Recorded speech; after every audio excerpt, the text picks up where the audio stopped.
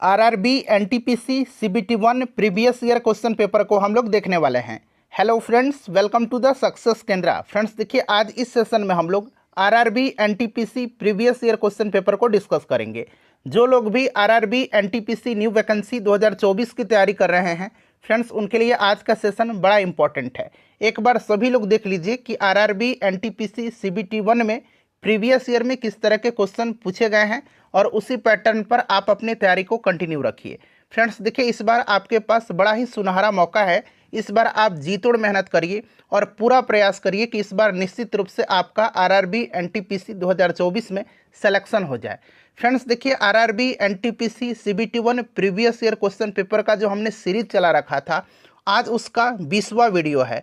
इससे पहले ऑलरेडी मैंने आपको 19 सेशन कंप्लीट करा दिए थे। जिन्होंने इनको नहीं देखा है ज़रूर देख लीजिएगा, लिंक आपको डिस्क्रिप्शन बॉक्स में मिल जाएंगे। इनका मैंने प्लेलिस्ट भी बना दिया है, आप चाहें तो चैनल पर चले जाइए और प्लेलिस्ट ओपन करके सभी वीडियोज़ को देख लीजिएगा।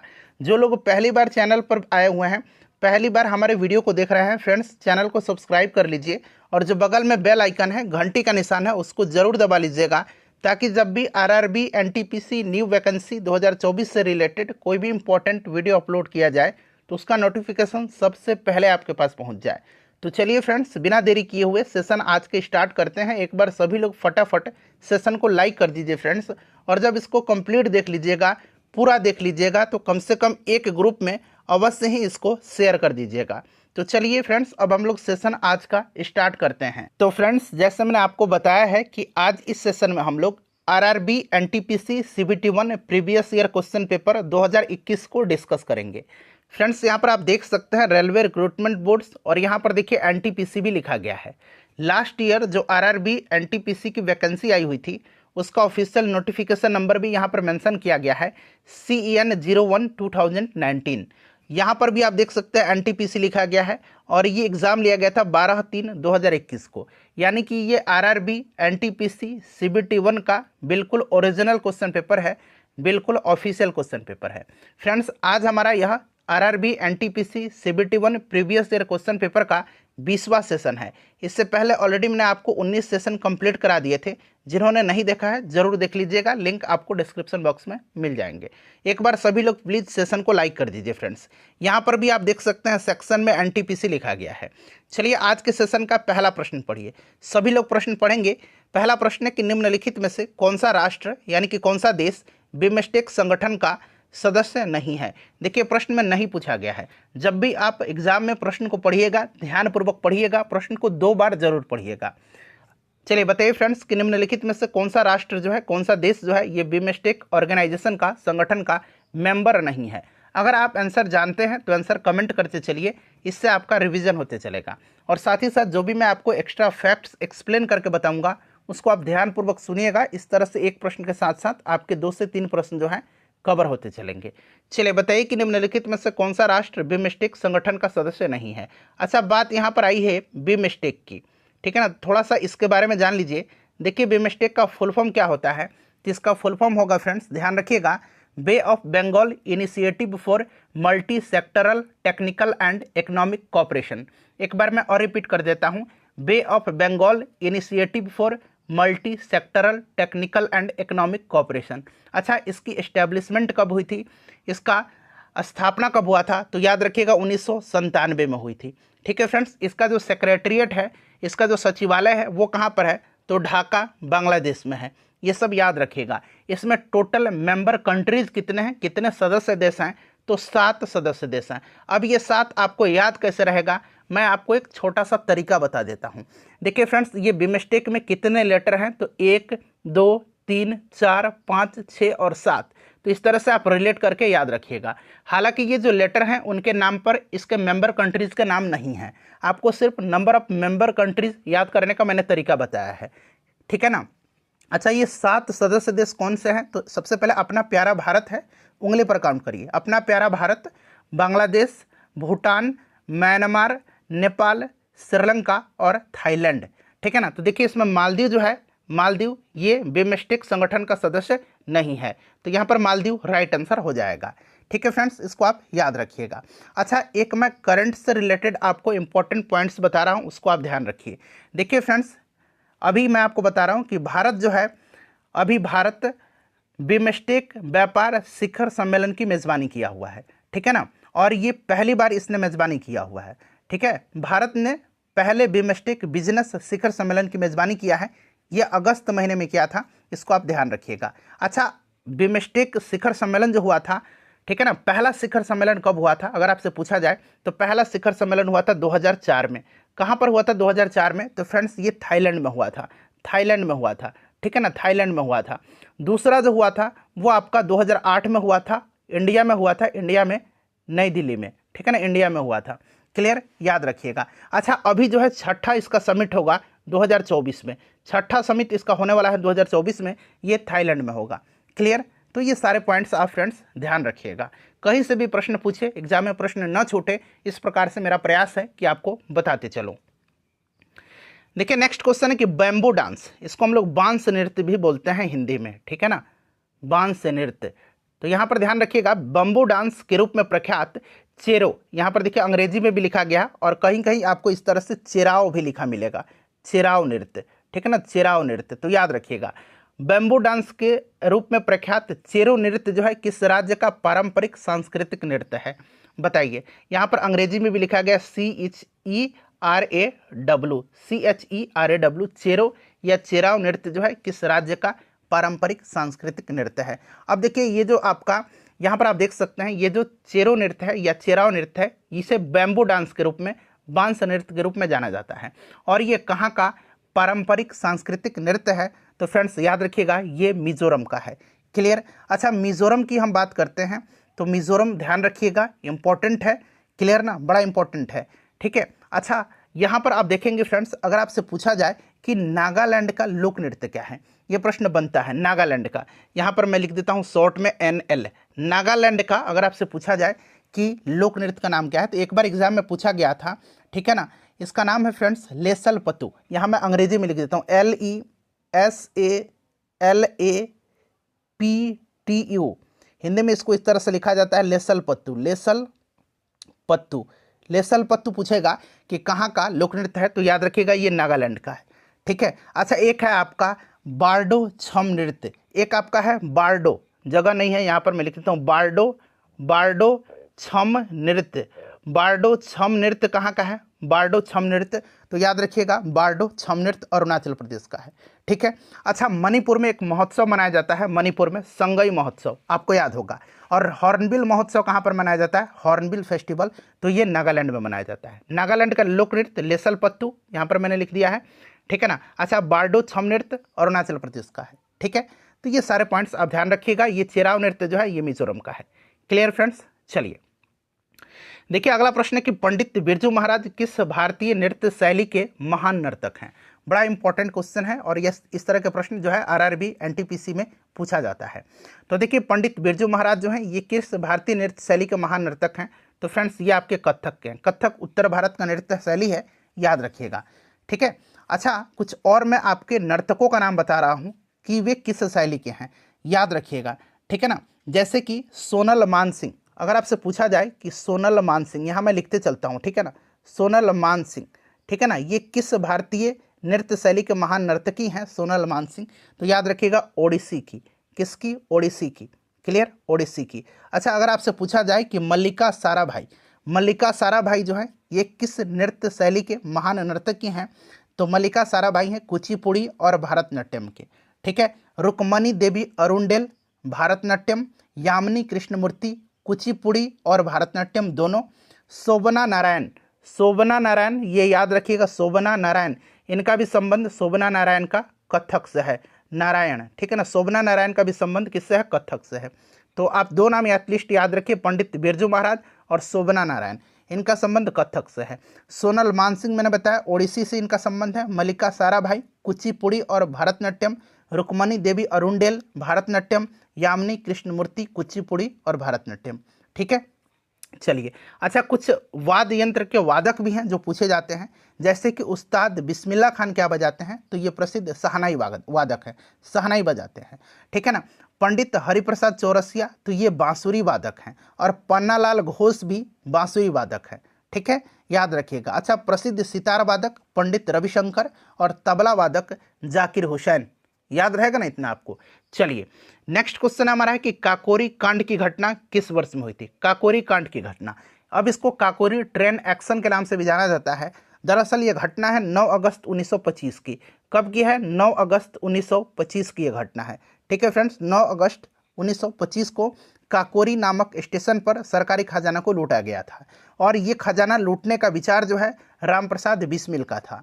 ठीक है, और इसमें देखिए रामप्रसाद बिस्मिल, राजेंद्र लाहिड़ी, रोशन सिंह और अशफाक उल्ला खान, ये 4 नाम याद रखिएगा। रामप्रसाद बिस्मिल, राजेंद्र लाहिड़ी, रोशन सिंह और अशफाक उल्ला खान को इसमें फांसी की सजा दी गई थी। प्रश्न पूछा जाता है कि इनमें से किसको काकोरी कांड में फांसी की सजा दी गई थी। तो ये 4 लोगों का नाम बताया मैंने, रामप्रसाद बिस्मिल, राजेंद्र लाहिड़ी, रोशन सिंह और अशफाक उल्ला खान को फांसी की सजा दी गई थी। अच्छा, शचीन्द्र सन्याल भी इसमें संलिप्त थे।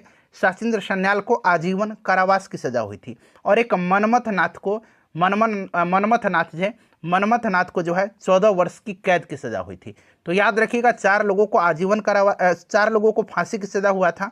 रामप्रसाद बिस्मिल, राजेंद्र लाहिड़ी, रोशन सिंह और अशफाक उल्ला खान को। शचीन्द्र सन्याल को आजीवन कारावास की सजा हुई थी और मनमथ नाथ को 14 वर्ष की कैद की सजा हुई थी। निम्नलिखित में से कौन सा असम में स्थित नहीं है?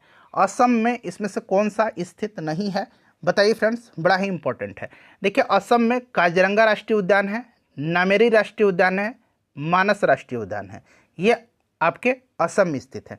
अच्छा, असम के कुछ और राष्ट्रीय उद्यान मैं बता रहा हूँ, याद रखिएगा। रायमोना राष्ट्रीय उद्यान कहाँ पर है? रायमोना असम में है।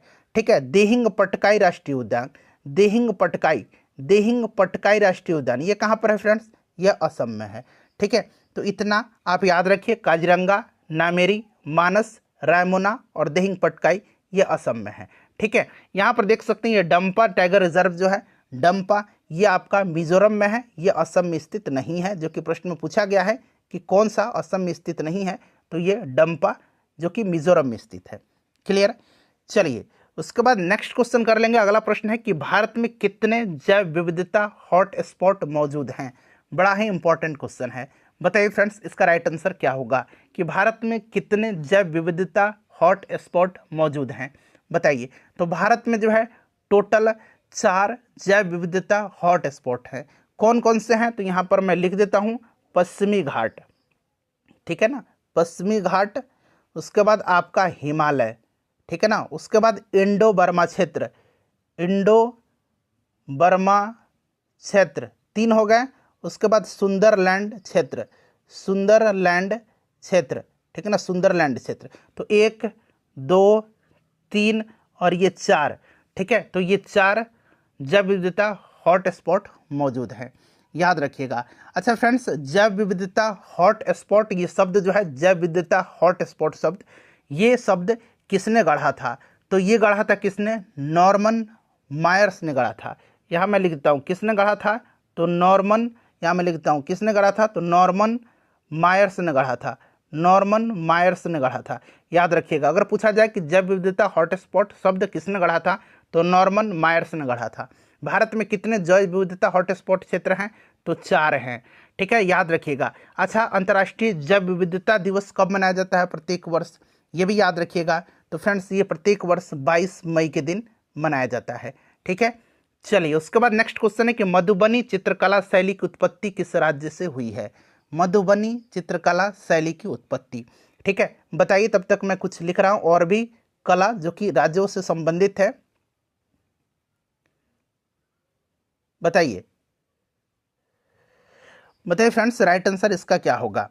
बताइए, सब लोग आंसर कमेंट करिए।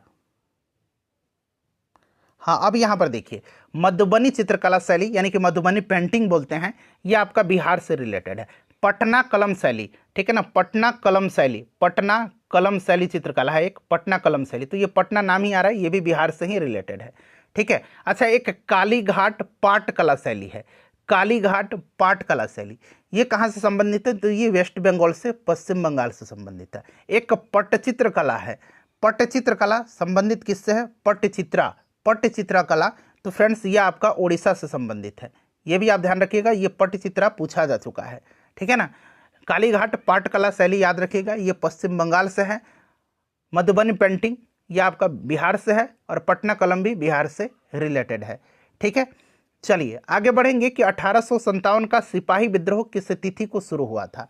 1857 का सिपाही विद्रोह जो है ये किस तिथि से शुरू हुआ था। 1857 की जो क्रांति हुई थी, याद रखिएगा उस समय गवर्नर जनरल कौन था, तो लॉर्ड कैनिंग था। ठीक है ना। 1857 की क्रांति के समय इंग्लैंड के प्रधानमंत्री कौन था, इंग्लैंड का, ठीक है ना, इंग्लैंड का प्रधानमंत्री कौन था, इंग्लैंड का प्रधानमंत्री कौन था, तो इंग्लैंड के प्रधानमंत्री कौन थे, पार्मस्टेन थे, पार्मस्टेन थे 1857 की क्रांति के समय। ठीक है, और ये शुरू हुआ था 10 मई 1857 को, 10 मई 1857 को।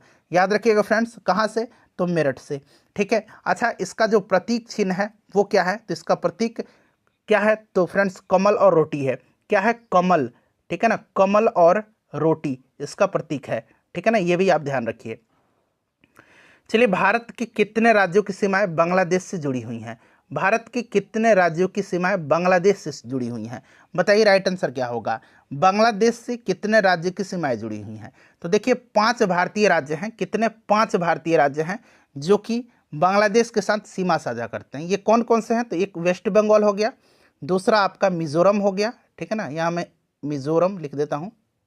ठीक है ना, उसके बाद आपका मेघालय हो गया। ठीक है ना, हिंदी में लिख रहा हूँ, जल्दी हो जाएगा, मेघालय। ठीक है ना, एक आपका मेघालय हो गया, एक आपका त्रिपुरा हो गया, और एक आपका असम हो गया। तो ये देखिए ये 5 राज्य हैं जो कि बांग्लादेश से सीमा साझा करते हैं। और ये त्रिपुरा है, आपने पढ़ा हुआ कि 3 ओर से बांग्लादेश से घिरा हुआ है। चलिए, और भारत सबसे ज़्यादा लैंड बाउंड्री भी बांग्लादेश से ही शेयर करता है। चलिए, भारत रत्न से सम्मानित भूपेन हजारिका का गृह राज्य कौन सा है। उस समय भूपेन हजारिका जी को भारत रत्न दिया गया था, इसलिए यह प्रश्न पूछा गया था। अच्छा, मैं अब आपको बता रहा हूं कि 2024 में जो है टोटल कितने लोगों को, पहले इसका आंसर बताता हूँ। भूपेन हजारिका असम से संबंधित थे। ठीक है ना, अभी जो है भारत रत्न से 5 लोगों को सम्मानित किया गया है। ये लोग कौन कौन से हैं, तो कर्पूरी ठाकुर हैं। ठीक है ना, कर्पूरी ठाकुर को जननायक कहा जाता है, जननायक। ठीक है ना, ये बिहार के पूर्व मुख्यमंत्री रह चुके हैं। ठीक है ना, ये 2 बार बिहार के मुख्यमंत्री रहे थे। क्लियर, याद रखिएगा, कर्पूरी ठाकुर। उसके बाद MS स्वामीनाथन को दिया गया है, जो कि भारत में हरित क्रांति के जनक माने जाते हैं। उसके बाद देखिए PV नरसिम्हा राव को दिया गया, 3 व्यक्ति हो गए। चौथा लालकृष्ण आडवाणी और चौधरी चरण सिंह। तो ये 5 लोगों को जो है 2024 में भारत रत्न से सम्मानित किया गया। ठीक है, इसको याद रखिएगा। अच्छा, भारत रत्न की शुरुआत कब हुई थी, तो याद रखिएगा 1954 में। ठीक है, तो ये भी पॉइंट याद रखिएगा। आगे जो है भारत रत्न से संबंधित आपको एक प्रश्न और मिलेगा। ठीक है, चलिए उसके बाद हम लोग नेक्स्ट क्वेश्चन कर लेंगे। अगला प्रश्न हमारा है कि स्पिरिट लैंप में मैग्नीशियम के फीते के जलने के परिणाम स्वरूप इनमें से कौन सा उत्पाद बनेगा। बताइए राइट आंसर इसका क्या होगा, करेक्ट आंसर बताइए क्या होगा फ्रेंड्स। तो देखिए ये जो स्पिरिट लैंप है, इसमें मैग्नीशियम का जो रिबन है, फीता है, उसके जलने के परिणाम स्वरूप इसमें आपका मैग्नीशियम ऑक्साइड का उत्पाद प्राप्त होगा। यहाँ पर देखिए मैग्नीशियम ऑक्साइड यहाँ पर लिखा गया है, मैग्नीशियम ऑक्साइड का। ठीक है, याद रखिएगा। चलिए उसके बाद नेक्स्ट क्वेश्चन है कि इनमें से कौन गणतंत्र भारत के, यहाँ पर कौन बना लीजिएगा, ठीक है ना, कौन गणतंत्र भारत के सर्वोच्च नागरिक सम्मान भारत रत्न का प्रथम पुरस्कार प्राप्तकर्ता नहीं है। देखिए नहीं पूछा गया। तो 1954 में भारत रत्न को शुरू किया गया था, और उस समय ये दिया गया था आपको सी राजगोपालाचारी, CB रमन और डॉक्टर सर्वपल्ली राधाकृष्णन को। ठीक है ना, इन तीनों को दिया गया था 1954 में एक साथ। M विश्वेश्वरैया को नहीं दिया गया था, जो कि प्रश्न पूछा गया कौन प्राप्तकर्ता नहीं थे। ठीक है ना, चलिए प्रथम प्राप्तकर्ता, तो ये M विश्वेश्वरैया नहीं थे। ऑप्शन यहाँ पर तीसरा राइट आंसर हो जाएगा। चलिए निम्नलिखित में से देखिए किस राज्य की सीमा मिजोरम से नहीं जुड़ी हुई है, मिजोरम से नहीं जुड़ी हुई है। देखिए मिजोरम से जो है, मिजोरम से किसकी सीमा लगती है, तो याद रखिएगा फ्रेंड्स। देखिए मिजोरम से जो है, सबसे पहले मैं आपको बता देता हूँ, मिजोरम से मणिपुर, असम और त्रिपुरा लगता है। ठीक है ना, यहाँ पर दिया भी गया है मणिपुर, असम और त्रिपुरा, ये आपकी मिजोरम से सीमा साझा करते हैं। ठीक है ना, मेघालय जो है, मेघालय ये मिजोरम से नहीं लगा हुआ है, मेघालय नहीं लगा हुआ है। ठीक है, याद रखिएगा, मेघालय नहीं लगा हुआ है, याद रखिएगा। और मिजोरम की अगर अंतर्राष्ट्रीय सीमा की बात करें तो मिजोरम जो है बांग्लादेश और म्यांमार से भी सीमा साझा करता है।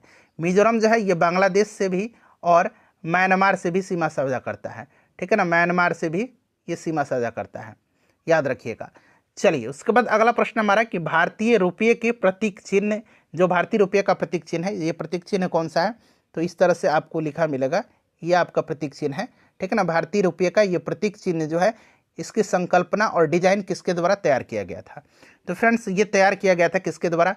तो ये तैयार किया गया था आपके IIT बॉम्बे के स्नातकोत्तर उदय कुमार हैं, ठीक है ना, इन्हीं के द्वारा किया गया था, उदय कुमार के द्वारा, ठीक है ना। और इसके जो है किस वर्ष अपनाया गया था? तो इसको अपनाया गया था 2010 में, ठीक है ना, 2010 में अपनाया गया था। इसे भी आप याद रखिएगा। और देखिए ये जो आपका रुपया का चिन्ह है इस तरह का, यह चिन्ह देवनागरी और रोमन भाषाओं का मिश्रण है। यह चिन्ह जो है ये देवनागरी और रोमन भाषाओं का मिश्रण है। ये भी प्रश्न बन सकता है, ठीक है। चलिए उसके बाद नेक्स्ट क्वेश्चन है हमारा, डी उदय कुमार होगा। देखिए अक्टूबर 2020 तक प्राप्त जानकारी के अनुसार निम्नलिखित में से कौन सी एक मान्यता प्राप्त राष्ट्रीय पार्टी नहीं है? मान्यता प्राप्त राष्ट्रीय पार्टी, अब उस समय का ये करंट का क्वेश्चन था, लेकिन अब आपको रिसेंटली वाला याद रखना है। देखिए वर्तमान समय की मैं बात कर रहा हूँ, जब मैं आपको वीडियो ये बना रहा हूँ, ठीक है ना, उस समय भारत में टोटल 6 राष्ट्रीय पार्टी हैं। टोटल कितने नेशनल पार्टीज हैं? तो टोटल 6 राष्ट्रीय पार्टी हैं। कौन कौन सी राष्ट्रीय पार्टी हैं? तो याद रखिए, एक तो आपका भारतीय जनता पार्टी हो गया, भारतीय राष्ट्रीय कांग्रेस हो गया, 2 आपको याद हो गए, ठीक है, एक बहुजन समाज पार्टी हो गया, 3 एक आपका भारतीय कम्युनिस्ट पार्टी मार्क्सवादी, जो कि यहाँ पर लिखा गया भारतीय कम्युनिस्ट पार्टी मार्क्सवादी, ठीक है ना, एक बहुजन समाज पार्टी, 2 मैंने बता दिया, एक आपका बीजेपी और कांग्रेस 4 हो गए, और एक आम आदमी पार्टी है 5, और एक आपका नेशनल पीपुल्स पार्टी है 6, ठीक है ना। तो एक बार मैं और रिपीट कर दूं, 6 टोटल राष्ट्रीय पार्टी हैं भारत में अभी वर्तमान में। एक आपका बीजेपी, एक भारतीय राष्ट्रीय कांग्रेस 2 हो गया, एक बहुजन समाज पार्टी, एक भारतीय कम्युनिस्ट पार्टी मार्क्सवादी 4 हो गया, एक आम आदमी पार्टी 5 हो गया, और एक नेशनल पीपुल्स पार्टी 6 हो गया, ठीक है। तो अभी के रूप में देखें तो ये नहीं है और ये नहीं है, दोनों नहीं है, ठीक है ना। चलिए उसके बाद देखिएगा कि हुमायूं और शेर शाह सूरी के बीच चौसा का युद्ध जो है किस वर्ष में लड़ा गया था? अच्छा देखिएगा कि हुमायूं जो है ना, टोटल इसने 4 युद्ध लड़े हैं हुमायूं ने। कौन कौन से युद्ध है? तो एक चौसा का युद्ध है, जो कि प्रश्न में पूछा गया है। चौसा का युद्ध हुआ था 1539 में, ठीक है ना। 1539 में शेर शाह और हुमायूं के बीच में, इस युद्ध में शेर खां विजयी रहा था, और इसी युद्ध के उपरांत जो है शेर खां शेर शाह की पदवी धारण किया था, ठीक है ना। पहले इसका नाम शेर शाह था, लेकिन इसी युद्ध के बाद शेर खां ने शेर शाह की पदवी धारण किया था, ठीक है। ये चौसा के युद्ध के उपरांत। उसके बाद देखिए अगला युद्ध हुआ था 1500, यहाँ मैं लिख देता हूँ 1500, यहाँ मैं लिख देता हूँ, चलिए 40 में, ये आपका बेलग्राम का युद्ध या कनौज का युद्ध होता है। तो ये 2 युद्ध हो गए। उसके बाद देखिए 1531 में देवरा का युद्ध हुआ था, ठीक है। उसके बाद 1555 में सरहिंद का युद्ध हुआ था। तो ये 4 युद्ध जो है हुमायूं ने लड़े हैं अपने जीवन काल में। सबसे पहले 1531 का आपका देवरा का युद्ध, फिर 1539 में चौसा का युद्ध, 1540 में बेलग्राम का युद्ध, और 1555 में सरहिंद का युद्ध, ठीक है। चलिए उसके बाद देखिएगा कि संयुक्त राष्ट्र महासभा ने किस वर्ष सतत विकास लक्ष्यों को परिभाषित किया? बताइए, बहुत ही अच्छा क्वेश्चन है और आज के भी संदर्भ में ये इंपॉर्टेंट है। देखिए संयुक्त राष्ट्र महासभा ने किस वर्ष सतत विकास लक्ष्यों को परिभाषित किया? बताइए राइट आंसर क्या होगा? तो ये किया था 2015 में, ठीक है ना। देखिए 2015 में संयुक्त राष्ट्र महासभा की 70वीं बैठक हुई थी, ठीक है ना। 70वीं बैठक में जो है 2030, ठीक है ना, 2030 सतत विकास हेतु एजेंडा के तहत जो है 17 विकास लक्ष्य, 17 जो है आपके, जो 17 आपके सस्टेनेबल डेवलपमेंट गोल्स हैं उनको चिन्हित किया गया, ठीक है ना। तो ये पॉइंट आप याद रखिएगा, 2015 यहाँ पर राइट आंसर हो जाएगा। क्लियर है? अच्छा यहाँ बात आई है संयुक्त राष्ट्र महासभा की, जिसको कि हम लोग अंग्रेजी में बोलते हैं क्या? तो यूनाइटेड नेशंस जनरल असेंबली, यही बोलते हैं ना। और देखिए ये जो आपका यूनाइटेड नेशंस जनरल असेंबली है, संयुक्त राष्ट्र महासभा जो है, इसको जो है विश्व की लघु संसद कहा जाता है। विश्व की लघु संसद कहा जाता है इसको, ध्यान रखिएगा, क्योंकि इसमें सभी देशों के प्रतिनिधि सम्मिलित होते हैं, ठीक है। चलिए उसके बाद देखिएगा कि आंतररस भोजन में मौजूद प्रोटीन को किन अणुओं में परिवर्तित करते हैं? बताइए फ्रेंड्स, राइट आंसर यहाँ पर क्या होगा? आंतररस जो है ये भोजन में जो मौजूद आपके क्या है, भोजन में मौजूद आपके प्रोटीन हैं, उनको किन अणुओं में ये परिवर्तित करते हैं? अब थोड़ा सा ध्यान दीजिए। देखिए फ्रेंड्स, आंतररस जो होते हैं, आंतररस उसमें 4 प्रकार के, ठीक है, उसमें नहीं 5 प्रकार के, ये पांचों जान लीजिए, 5 प्रकार के जो हैं एंजाइम उपस्थित होते हैं। एक तो आपका इरेप्सिन हो गया, एक आपका कौन सा हो गया? एक आपका हो गया इरेप्सिन, ठीक है ना। इरेप्सिन यहाँ मैं लिख देता हूँ, इरेप्सिन एक आपका इरेप्सिन हो गया, एक एक करके मैं लिखता हूँ। इरेप्सिन जो है यह प्रोटीन एवं पेप्टोन को, यह प्रोटीन और पेप्टोन को जो है अमीनो एसिड में बदलता है। तो यहाँ पर देखिए अमीनो अम्ल यहाँ पर इसका राइट आंसर हो जाएगा। ठीक है, इतना क्लियर हो गया। उसके बाद देखिए एक एंजाइम है माल्टेज, एक एंजाइम है माल्टेज।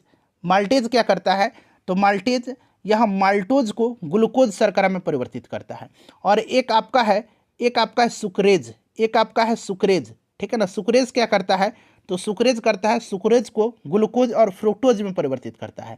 एक आपका लैक्टेज है, ठीक है ना, एक आपका लैक्टेज है, एक आपका क्या है, लैक्टेज है। लैक्टेज क्या करता है, तो लैक्टेज जो है ये लैक्टेज को ग्लूकोज और लैक्टोज में परिवर्तित करता है। और एक आपका लाइपेज है, यह इमल्सीकृत वसाओं को ग्लिसरीन और फैटी एसिड में परिवर्तित करता है। लाइपेज, लाइपेज, ठीक है ना। तो ये पांचों अम्ल आप याद रखिएगा, पांचों एंजाइम, ठीक है ना, इरेप्सिन, माल्टेज, सुक्रेज, लैक्टेज और लाइपेज। ठीक है, ये आंत्र रस के एंजाइम हैं। और ये इरेप्सिन जो है, इरेप्सिन जैसे मैंने बताया है कि यह प्रोटीन और पेप्टिन को अमीनो एसिड में चेंज करता है। चलिए उसके बाद देखिए निम्नलिखित में से किस भूतपूर्व INA नेता, INA इंडियन नेशनल आर्मी वाला है, सुभाष चंद्र बोस वाला, इन पर ब्रिटिश भारत की सरकार के विरुद्ध युद्ध भड़काने का आरोप नहीं लगा था, नहीं लगा था। अच्छा, ये INA जो मुकदमा हुआ था, INA के नेता पर जो मुकदमा चलाया गया था, इसको लाल किला मुकदमा के नाम से भी जाना जाता है। 1945 की ये घटना है, याद रखिएगा 1945 ईस्वी की ये घटना है। दिल्ली मुकदमा या लाल किला मुकदमा, ठीक है, दोनों तरीके से याद रखिएगा। ये मुकदमा प्रेम कुमार सहगल, शाहनवाज खान और गुरुबख्श सिंह ढिल्लों पर चलाया गया था। ठीक है ना, इसमें आरोपी नहीं थे मोहन सिंह, तो यहाँ पर राइट आंसर मोहन सिंह हो जाएगा। और देखिए फ्रेंड्स, इनके बचाव के लिए, ठीक है ना, इनको इन सभी के बचाव के लिए जो है एक वकीलों का ग्रुप बनाया गया था, जिसमें मैं बता देता हूँ भोलाभाई देसाई, कैलाश नाथ काटजू, तेज बहादुर सप्रू, पंडित जवाहरलाल नेहरू और अरुणा असफ अली थी। नाम याद रखिएगा, भोलाभाई देसाई, कैलाश नाथ काटजू, तेज बहादुर सप्रू, तेज बहादुर सप्रू का पूछा जाता है, ठीक है ना, पंडित जवाहरलाल नेहरू और अरुणा असफ अली, ये बचाव दल के वकील थे। ठीक है, चलिए देखिएगा कि निकट दृष्टि दोष से पीड़ित व्यक्ति के लिए कौन सा लेंस उपयुक्त होता है। कल ही वाले सेशन में पूछा गया था कि जो निकट दृष्टि दोष है, ठीक है ना, निकट दृष्टि दोष, उसमें पूछा गया था कि ये निकट दृष्टि दोष में होता क्या है, तो मैंने उस समय डिटेल में बताया था। आज भी मैं बता देता हूँ, निकट दृष्टि दोष को मायोपिया बोला जाता है, मायोपिया, ठीक है ना, इसको मायोपिया बोला जाता है। और इसमें होता क्या है निकट दृष्टि दोष में, तो लेंस की गोलाई बढ़ जाती है, लेंस की क्षमता बढ़ जाती है और फोकस दूरी इसमें घट जाती है। ठीक है ना, याद रखिएगा। और इसमें जो आपके प्रतिबिंब है ना, इस कारण से इसमें प्रतिबिंब, वस्तु का प्रतिबिंब रेटिना पर न बन करके रेटिना के आगे बनता है। क्लियर। और इसमें अवतल जो लेंस है उसका उपयोग किया जाता है। और इसके जस्ट अपोजिट होता है आपका दीर्घ दृष्टि दोष, ठीक है ना, इसका अपोजिट होता है दीर्घ दृष्टि दोष, जिसको कि हम लोग दूर दृष्टि दोष बोलते हैं, हाइपरमेट्रोपिया बोलते हैं। ठीक है, और इसमें उत्तल लेंस का इस्तेमाल किया जाता है। चलिए उसके बाद नेक्स्ट क्वेश्चन है हमारा कि किस संविधान संशोधन अधिनियम द्वारा भारतीय संविधान में अनुच्छेद 21A जोड़ा गया था। बड़ा ही इंपॉर्टेंट है। तो फ्रेंड्स, ये किस में जोड़ा गया था, तो ये जोड़ा गया था आपका 86वां संविधान संशोधन 2002, ठीक है ना, याद रखिएगा 86वां संविधान संशोधन 2002 के तहत जोड़ा गया था। क्लियर। और इस संविधान संशोधन में जो है अनुच्छेद 21A को सम्मिलित किया गया था और 6 से लेकर के 14 वर्ष से कम आयु के सभी बच्चों को मौलिक अधिकार के रूप में शिक्षा का अधिकार अनुच्छेद 21A में जोड़ा गया था। ठीक है, याद रखिएगा अनुच्छेद 21A इंपॉर्टेंट है। और बाकी 42वां संविधान संशोधन आपको पता है, ठीक है ना, इसको कहा जाता है क्या, मिनी कॉन्स्टिट्यूशन, लघु संविधान कहा जाता है। और इस संशोधन के तहत भारतीय संविधान में 3 नए शब्द जोड़े गए थे। आपका 42वां संविधान संशोधन जो कि 1976 में हुआ था, 3 नए शब्द समाजवादी, धर्मनिरपेक्ष और अखंडता जोड़े गए थे। ठीक है ना। चलिए उसके बाद नेक्स्ट क्वेश्चन है हमारा कि सरिस्का राष्ट्रीय उद्यान कहाँ पर स्थित है। सरिस्का राष्ट्रीय उद्यान, अब यहाँ पर देखिए सरिस्का राष्ट्रीय उद्यान जो है ये किस राज्य में है, तो सरिस्का जो है फ्रेंड्स ये आपका राजस्थान में, याद रखिएगा। अच्छा, राजस्थान में और भी राष्ट्रीय उद्यान हैं जिनका नाम आपको याद रखना है। राजस्थान के और भी राष्ट्रीय उद्यान हैं जिनको आपको याद रखना है। जैसे कि अगर आपसे पूछा जाएगा कि राजस्थान में और कौन कौन से राष्ट्रीय उद्यान हैं, तो क्या जवाब दीजिएगा आप, तो राजस्थान में एक है आपका मुकुंदरा हिल दर्रा, यहाँ मैं लिखता हूँ, ठीक है ना, मुकुंदरा हिल्स दर्रा राष्ट्रीय उद्यान, ठीक है ना, ये कहाँ पर है पूछा जाएगा तो राजस्थान में है। उसके बाद अगर आपसे पूछा जाए कि डेजर्ट नेशनल पार्क कहाँ पर है, डेजर्ट राष्ट्रीय उद्यान, desert national park, desert national park कहाँ पर है, तो ये भी आपका राजस्थान में है। केवलादेव घाना पक्षी विहार कहाँ पर है, तो राजस्थान में है। तो इतना आप जरूर याद रख लीजिए, ठीक है। चलिए उसके बाद देख लीजिए कि नेशनल इन्फॉर्मेटिक्स सेंटर, NIC जिसको बोला जाता है शॉर्ट में, नेशनल इन्फॉर्मेटिक्स, ठीक है ना, ये आपसे पूछा गया है। बताइए, नेशनल इन्फॉर्मेटिक्स इस तरह से है, ये नेशनल इन्फॉर्मेटिक्स, ठीक है ना, इन्फॉर्मेटिक्स सेंटर, यहाँ पर थोड़ा सा हिंदी में एरर हुआ है, इन्फॉर्मेटिक्स सेंटर, ठीक है। ये कहाँ पर मतलब ये स्थापित हुआ था कब, तो ये 1976 में इस्टेब्लिश्ड हुआ था, ठीक है ना, 1976 में हुआ था, याद रखिएगा 1976 में। और इसका हेडक्वार्टर न्यू दिल्ली में है। इसका हेडक्वार्टर कहाँ पर है, न्यू दिल्ली में है, ठीक है, कहाँ पर है, न्यू दिल्ली में है, याद रखिएगा। और इसका पेरेंट ऑर्गेनाइजेशन पूछेगा, यानी कि ये किसके अधीन आता है, तो ministry of electronics and information technology के ये अधीन आता है, यानी कि इसका पेरेंट ऑर्गेनाइजेशन कौन सा है, तो ministry of electronics and information technology, ठीक है। चलिए NIC का नेक्स्ट क्वेश्चन है हमारा कि निम्नलिखित में से देखिए किस राज्य में प्रसिद्ध सूर्य मंदिर स्थित है। बड़ा ही सिंपल क्वेश्चन है, बट आपको याद रखना है, ठीक है ना। यहाँ से मैं आपको 5-6 प्रश्न कराऊंगा। सूर्य मंदिर जो है आपका कोणार्क सन टेम्पल, ये आपको पता है कि उड़ीसा में है। उड़ीसा में और कौन सा टेम्पल है, तो ये भी आपको याद होगा कि उड़ीसा में लिंगराज मंदिर है, ठीक है ना, लिंगराज मंदिर उड़ीसा में, ये भी पूछा जाता है। अच्छा, अब तमिलनाडु में आइए। तमिलनाडु में बड़ा फेमस है मीनाक्षी मंदिर, मीनाक्षी मंदिर, ठीक है ना, मीनाक्षी मंदिर पूछा भी जाता है, कहाँ पर है, तो तमिलनाडु में, ठीक है। अच्छा, आंध्र प्रदेश में एक मंदिर है लेपाक्षी मंदिर। अच्छा, लेपाक्षी और मीनाक्षी मिक्स मत कीजिएगा, ये मीनाक्षी तमिलनाडु में है और लेपाक्षी आंध्र प्रदेश में है। आंध्र प्रदेश में और भी है, जैसे कि रंगनाथ मंदिर, रंगनाथ मंदिर कहाँ पर है, तो आंध्र प्रदेश में है, ठीक है ना। रामप्पा मंदिर पूछा जाएगा, रामप्पा मंदिर कहाँ पर है, रामप्पा मंदिर, तो ये आपका आंध्र प्रदेश में है, ठीक है। तिरुपति बालाजी मंदिर कहाँ पर है, तो आंध्र प्रदेश में, अभी ये चर्चा में भी रहा था, तिरुपति बालाजी वेंकटेश्वर मंदिर, ठीक है। अच्छा, पंजाब में कौन सा है, तो ये गोल्डन टेम्पल है अमृतसर में, ठीक है। तो देखिए कितना प्रश्न मैंने आपका कवर करवा दिया। चलिए देखिए, विश्व व्यापार संगठन जिसको कि WTO बोला जाता है, वर्ल्ड ट्रेड ऑर्गेनाइजेशन, इसकी स्थापना कब हुई थी, तो फ्रेंड्स मैंने इससे प्रीवियस वाले सेशन में बताया था कि गैट के स्थान पर जो है 1995 में WTO की स्थापना हुई थी। गैट का फुल फॉर्म भी मैंने बताया था, क्या बताया था, general agreement on tariffs and trade, general agreement on tariff and trade, ठीक है ना, मैंने बताया था आपको 1995 में इसका स्थापना हुई थी, ठीक है। WTO की हेडक्वार्टर स्विट्जरलैंड के जेनेवा में है और प्रेजेंट में इसका डायरेक्टर जनरल कौन है, तो डायरेक्टर जनरल मैंने कई दफ़ा बताया है, नगोजी अंकोजो इवेला, ठीक है ना, ये वर्तमान में WTO की डायरेक्टर जनरल हैं। चलिए उसके बाद नेक्स्ट क्वेश्चन कर लेंगे। अगला प्रश्न है हमारा कि देखिए कि हम्पी को किसके द्वारा विश्व विरासत स्थल घोषित किया गया है, हम्पी को किसके द्वारा विश्व विरासत स्थल घोषित किया गया है, तो हम्पी को जो है ये यूनेस्को के द्वारा, ठीक है ना। अच्छा, हम्पी है कहाँ पर, तो ये कर्नाटक में पड़ेगा। हम्पी से कुछ याद आ रहा होगा आपको, ये विजयनगर साम्राज्य की राजधानी थी हम्पी, और किस नदी के किनारे स्थित है, तो तुंगभद्रा नदी के किनारे स्थित है, ठीक है ना, ये इतना याद रखिए। बात यूनेस्को की आई हुई है, तो यूनेस्को के बारे में जान लीजिए। इसका स्थापना 1948 में लंदन में किया गया था, ठीक है ना, सॉरी 1945 में, 1945 में इसकी स्थापना लंदन में किया गया था, ठीक है। और देखिए फ्रेंड्स, इसका हेडक्वार्टर कहाँ पर है, तो इसका हेडक्वार्टर पेरिस में है, ठीक है ना, इसका हेडक्वार्टर पेरिस में है, फ्रांस में, ठीक है, याद रखिएगा 1945। चलिए उसके बाद नेक्स्ट क्वेश्चन हमारा कि भारतीय संविधान के अनुसार पंचायत सदस्य होने के लिए आवश्यक न्यूनतम आयु कितनी है, पंचायत सदस्य होने के लिए, पंचायत सदस्य होने के लिए न्यूनतम आवश्यक आयु कितनी है, बताइए। तो फ्रेंड्स ये कितना है, याद रखिए, ये आपके 21 साल होगा, ठीक है ना, पंचायत सदस्य होने के लिए, इंपॉर्टेंट है। अच्छा, लोकसभा के सदस्य होने के लिए 25 साल, विधानसभा के सदस्य होने के लिए 25 साल, विधान परिषद और राज्यसभा के सदस्य होने के लिए 30 साल, ठीक है।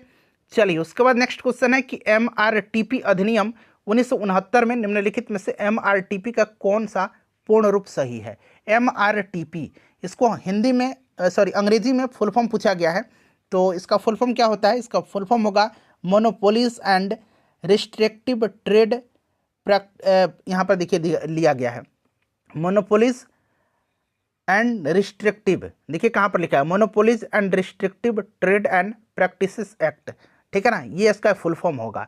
ठीक है, ध्यान रखिएगा 1969, याद रखिएगा 1969 में जो है, 1969 में, 1969 में, याद रखिए 1969 में MRTP अधिनियम के अधिनियमित होने के बाद इसको 1970 से प्रभावी किया गया था। ठीक है, 1919 में ये अधिनियमित हुआ और 1970 से ये प्रभावी हुआ था। ठीक है, याद रखिएगा।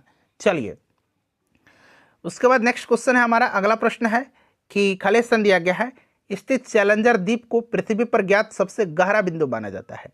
बताइए कहाँ पर जो है, ये मतलब ये चैलेंजर द्वीप जो है ये आपका पृथ्वी पर ज्ञात सबसे गहरा बिंदु माना जाता है। तो ये मैरियाना ट्रेंच में, मैरियाना खाड़ी में स्थित है। ठीक है ना, चैलेंजर द्वीप को पृथ्वी पर ज्ञात सबसे गहरा बिंदु माना जाता है। मैरियाना ट्रेंच है कहाँ पर, तो ये प्रशांत महासागर में है, ये भी आप याद रख सकते हैं। ठीक है फ्रेंड्स, चलिए आगे बढ़ेंगे, नेक्स्ट क्वेश्चन कर लेंगे हम लोग। देखिए अगला प्रश्न है कि भारत के दोनों सदन यानी कि लोकसभा और राज्यसभा द्वारा प्रस्तुत और पारित किए गए सभी विधेयक किसके अनुमोदन के बाद ही लागू हो सकते हैं। बताइए, प्रश्न बड़ा ही बढ़िया है।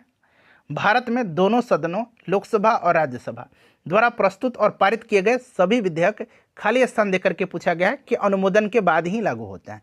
तो लोकसभा और राज्यसभा से पारित हो जाता है तो राष्ट्रपति के पास जाता है और राष्ट्रपति के अनुमोदन के उपरांत ही यह लागू होता है। तो राष्ट्रपति यहाँ पर राइट आंसर हो जाएगा। चलिए उसके बाद नेक्स्ट क्वेश्चन है हमारा, देखिएगा कि 16वीं लोकसभा के अध्यक्ष का नाम क्या था। देखिए बड़ा पुराना प्रश्न पूछ लिया गया है, तो 16वीं और 15वीं भी आप याद रखिएगा, 14वीं भी याद रखिएगा। अगर आपसे 14वीं पूछेगा तो 14वीं लोकसभा के अध्यक्ष कौन थे, तो सोमनाथ चटर्जी थे 14वीं। अच्छा, अगर 15वीं पूछेगा तो 15वीं का मीरा कुमार थी, 15वीं का, ठीक है ना, याद रखिएगा। 16वीं पूछा गया है, 16वीं सुमित्रा महाजन, और 17वीं और 18वीं का ओम बिरला है। 17वीं और 18वीं का कौन है, ओम बिरला है, ओम बिरला, ठीक है ना, ओम बिरला है, याद रखिएगा ओम बिरला। चलिए तो ये क्रम आप याद रखिएगा, 15वीं 14वीं से 14वीं सोमनाथ चटर्जी, 15वीं मीरा कुमार, 16वीं सुमित्रा महाजन, 17वीं और 18वीं ओम बिरला। चलिए उसके बाद देखिएगा कि श्री गुरु नानक देव जी का जन्म राय भोई की तलवंडी वर्तमान ननकाना साहब में कब हुआ था। इनका जन्म जो है तलवंडी में हुआ था, ननकाना साहब में कब हुआ था, ये आपसे पूछा गया है। तो गुरु नानक देव जो हैं ये सिख धर्म के संस्थापक हैं, सिखों के 10 गुरुओं में सबसे पहले गुरु हैं ये, ठीक है, याद रखिएगा। और देखिए इनका जन्म जो हुआ था ये 1469 में, ठीक है, 1469 में हुआ था, तलवंडी ननकाना साहब जो कि वर्तमान पाकिस्तान में पड़ता है वहाँ पर हुआ था, ठीक है। अच्छा, इनकी मृत्यु अगर पूछेगा तो याद रखिएगा 1539 में करतारपुर में इनकी मृत्यु हुई थी, करतारपुर में इनकी मृत्यु हुई थी, और जन्म तलवंडी में हुआ था। तो दोनों तरीके से प्रश्न को आप याद रख सकते हैं, ठीक है। चलिए उसके बाद नेक्स्ट क्वेश्चन है हमारा कि भारत सरकार द्वारा जल क्रांति अभियान किस वित्तीय वर्ष के दौरान शुरू किया गया था। जल क्रांति अभियान, जल क्रांति अभियान बताइए किस वित्तीय वर्ष में स्टार्ट किया गया था। तो फ्रेंड्स देखिए वित्तीय वर्ष 2015-16 में, 2015-16 के दौरान जो है जल क्रांति अभियान भारत सरकार के द्वारा शुरू किया गया था। और उस समय ये मंत्री थी उमा भारती, केंद्रीय जल संसाधन, नदी विकास और गंगा संरक्षण की मंत्री सुश्री उमा भारती, उन्हीं ने जो है इस अभियान की शुरुआत किया था 2015 में, ठीक है ना। तो इतना आप याद रखिएगा। अच्छा, बात यहाँ पर जल से संबंधित आई है तो वर्तमान में याद रखिए केंद्रीय जल शक्ति मंत्री कौन है। वर्तमान में केंद्रीय जल शक्ति मंत्री, प्रश्न बन सकता है, जल शक्ति मंत्री कौन है, तो वर्तमान में जो है ये आपके CR पाटिल है। कौन है, CR पाटिल है। इनका पूरा नाम क्या है, तो चंद्रकांत रघुनाथ पाटिल, क्लियर। चलिए उसके बाद अगला प्रश्न है कि एक मानक पैमाने वाले आधुनिक मरकरी थर्मामीटर का आविष्कार किसने किया था। आधुनिक मरकरी थर्मामीटर का आविष्कार किसने किया था। एक मानक पैमाने वाले आधुनिक मरकरी थर्मामीटर का आविष्कार किसने किया था। तो फ्रेंड्स ये किया था डैनियल गैब्रियल फारेनहाइट ने, डैनियल गैब्रियल फारेनहाइट ने किया था, ठीक है। अच्छा, सेंटीग्रेड पैमाने का आविष्कार किसने किया था। सेंटीग्रेड का एंडर्स सेल्सियस ने किया था, ठीक है। चलिए उसके बाद नेक्स्ट क्वेश्चन हमारा कि निम्नलिखित में से कौन सा शब्द पशु व्यवहार के जैविक अध्ययन का सबसे अच्छा वर्णन करता है। बताइए कौन सा शब्द जो है पशु व्यवहार के जैविक अध्ययन का सबसे अच्छा वर्णन करता है। तो फ्रेंड्स ये कौन सा है बताइए, राइट आंसर। तो ये फ्रेंड्स इथोलॉजी हो जाएगा। कौन सा है, तो ये इथोलॉजी होगा। अच्छा, ये जो लॉजी शब्द है ना, लॉजी, यहाँ से मैं 2-3 प्रश्न बता रहा हूँ। यहाँ सबसे पहले जान लीजिए ये एंटोमोलॉजी क्या है, ये कीटों का अध्ययन, कीटों का अध्ययन एंटोमोलॉजी कहलाता है। ठीक है, इतना पहले याद रखिए। ठीक है, उसके बाद देखिएगा एक ऑर्निथोलॉजी पूछा जाता है। ऑर्निथोलॉजी, ऑर्निथोलॉजी, ऑर्निथोलॉजी ये पक्षियों का अध्ययन कहलाता है। पक्षियों का अध्ययन ऑर्निथोलॉजी कहलाता है। एंटोमोलॉजी कीटों का अध्ययन कहलाता है। तो ये बड़ा इंपॉर्टेंट है कि दोनों याद रखिएगा।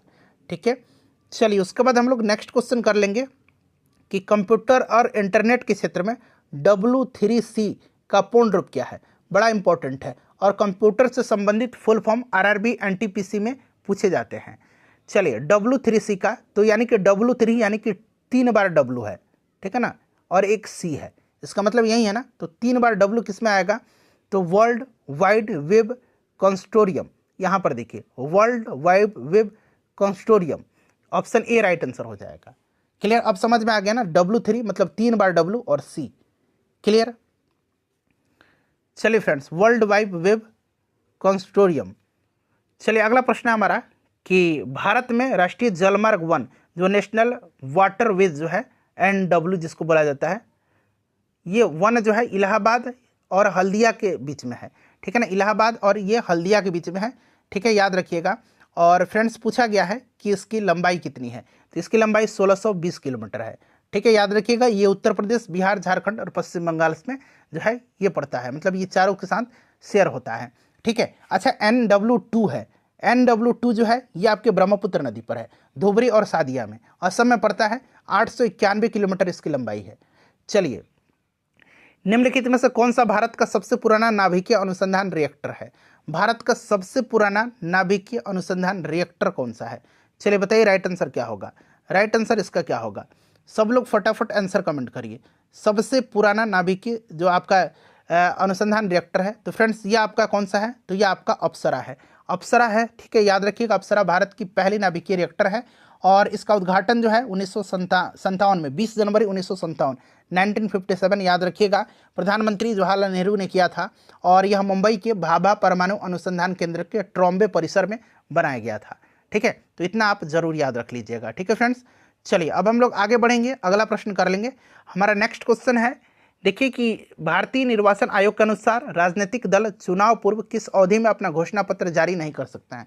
जब चुनाव का प्रसार होता है तो आप देखते हैं कि कोई भी राजनीतिक पार्टी है वो अपने 48 घंटे के अवधि जो है सब कुछ बंद हो जाता है, तो 48 घंटे के जो है अवधि में अपना घोषणा पत्र जारी नहीं कर सकता है। ठीक है, निम्नलिखित में से कौन सी वनस्पतियों में प्रच्छन्न प्रजनन अंग, जिसको कि हिडन रिप्रोडक्टिव ऑर्गन कहा जाता है, इनको हिंदी में गुप्त प्रजनन अंग भी बोला जाता है। प्रच्छन्न के अलावा इसको गुप्त प्रजनन अंग भी बोला जाता है, गुप्त प्रजनन अंग। ठीक है ना, ये आपके पूछा गया कौन सी वनस्पतियों में जो है ये होता है। अच्छा, पूछा जाता है, एक अंग्रेजी में बता देता हूँ, plants with hidden reproductive organ are called, मतलब जो प्लांट हिडन रिप्रोडक्टिव ऑर्गन जो होते हैं उसको हम लोग क्रिप्टोगैम बोलते हैं। उसको क्या बोला जाता है, क्रिप्टोगैम प्लांट्स बोला जाता है। ठीक है, और ये आपके क्रिप्टोगैम में क्या होते हैं बताइए। यहाँ पर देखिए आपका मार्सिलिया हो जाएगा, जिसमें प्रच्छन्न प्रजनन अंग होता है। मार्सिलिया, यहाँ पर देखिए मार्सिलिया, और हिंदी में कभी कभी इस तरह से मार्सिलिया भी आपको इस तरह से दे दिया जाएगा ऑप्शन में। ठीक है ना, तो आप मार्सिलिया याद रखिए और जल तिप्तिया भी याद रख सकते हैं, बट मार्सिलिया इंपॉर्टेंट है। चलिए उसके बाद देखिएगा कि अजंता की गुफाएं कहाँ पर हैं। अजंता की गुफा कहाँ पर है, तो देखिए अजंता की गुफा महाराष्ट्र में है, महाराष्ट्र के औरंगाबाद जिला में है। अच्छा, महाराष्ट्र में और भी गुफा है, अजंता की गुफा, एलोरा की गुफा, कन्हेरी की गुफाएं। अजंता की गुफाएं, एलोरा की गुफाएं और कन्हेरी की गुफाएं, ये कहाँ पर है तीनों, तो याद रखिए ये तीनों महाराष्ट्र में है, अजंता, एलोरा और कन्हेरी की गुफाएं। ठीक है, चलिए उसके बाद देखिए केरल में मोपला विद्रोह जो हुआ था, मालाबार विद्रोह के नाम से भी जाना जाता है, ये कब हुआ था, तो मोपला विद्रोह हुआ था मालाबार तट पर केरल में, याद रखिएगा 1921 में। ठीक है, बड़ा इंपॉर्टेंट है ये। चलिए उसके बाद देखिए अगला प्रश्न है कि पुस्तक बहुरूपी गांधी किसने लिखी है। बहुरूपी गांधी को लिखा किसने है, तो बहुरूपी गांधी को लिखा अनु बंदोपाध्याय ने, अनु बंदोपाध्याय ने। चलिए उसके बाद देखिएगा कि नादिर शाह ने खालिस्तान दिया गया है, कब जो है भारत पर हमला किया और दिल्ली में लूटपाट किया था, तो देखिए नादिर शाह जो है 1739 में जो है दिल्ली पर हमला किया था। और उस समय शासक कौन था दिल्ली का, तो मोहम्मद शाह रंगीला था, मोहम्मद शाह था, जिसको कि रंगीला बादशाह के नाम से जाना जाता था, मोहम्मद शाह रंगीला था। ठीक है, नादिर शाह को ईरान का नेपोलियन कहा जाता है। 1739 में यह भारत पर आक्रमण किया था, लूटपाट दिल्ली में किया था और दिल्ली से कोहिनूर को और तख्ते ताउस को, जिसको कि मैसूर सिंहासन कहा जाता है, अपने साथ लेकर के ईरान चला गया था।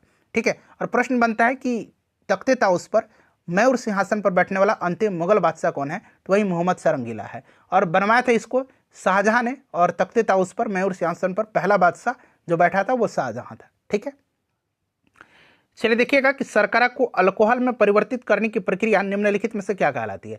शर्करा को अल्कोहल में परिवर्तित करने की प्रक्रिया, ठीक है ना, इसको हम लोग बोलते हैं फर्मेंटेशन। क्या बोलते हैं इसको? अंग्रेजी में फर्मेंटेशन और हिंदी में इसको किण्वन बोलते हैं। ठीक है, किण्वन बोलते हैं, याद रखिएगा। ठीक है ना, किण्वन बोलते हैं। चलिए उसके बाद नेक्स्ट क्वेश्चन हमारा, और किण्वन की खोज लुई पास्चर ने किया था, याद रखिएगा आप। किण्वन की खोज किसने किया था? लुई पास्चर ने किया था। देखिए सर विलियम जोन्स ने जो है कब एशियाटिक सोसाइटी की स्थापना किया था?